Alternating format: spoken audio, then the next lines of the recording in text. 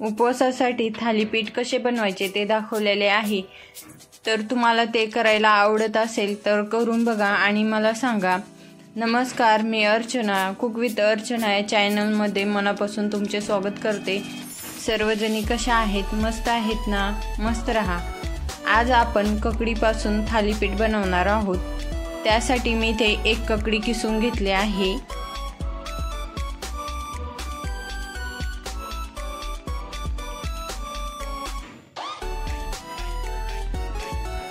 एक वाटी भगरीचे पीठ घातले आहे। त्यामध्ये अर्धा चमचा हिरवी चटणी घेतली आहे। 1 चमचा मीठ, थोडीशी कोथिंबीर व 1 चमचा शेंगदाण्याचे कूट घेतले आहे। आता हे सर्व साहित्य व्यवस्थित मिक्स करून घ्यायचे,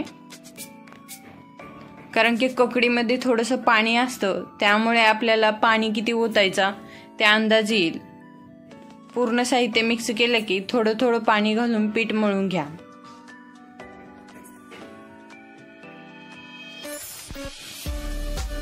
पीठ आपले तयार झालेलं आहे। तुम्ही बघू शकता किती छान झालेलं आहे। आता त्याचे मी छोटे गोळे करून थालीपीठ थापून घेणार आहे। त्याच्या आधी कपड्यावर पाणी टाकून घ्या।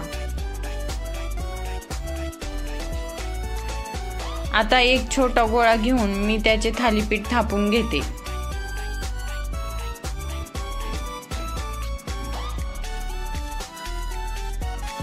थालीपीठ थापटून झालेलं आहे। आता त्याला छोटे छोटे होल करून घेऊया, म्हणजे आपल्याला थोडंसं तेल टाकायला छान बरं पडेल। आता इथे मी नॉनस्टिकचा तवा घेतला आहे। तवा गरम झालेला आहे। आता त्यावर आपण थालीपीठ टाकून घेऊया।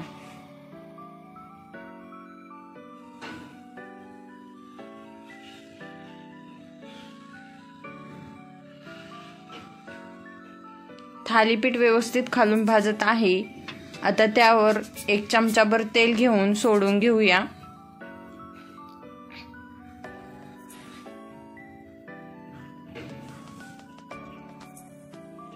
खालून भाजलं ना व्यवस्थित, मगच पलटी करा। आता थालीपीठ भाजलेलं आहे। दुसऱ्या साइडकडून व्यवस्थित भाजू द्या।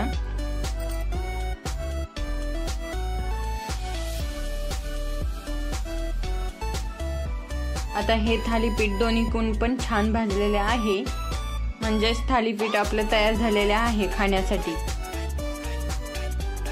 तुम्ही याला कोणत्याही चटणी सोबत खाऊ शकता उपवासाच्या। मी इथे कच्च्या टमाट्याची चटणी केली आहे।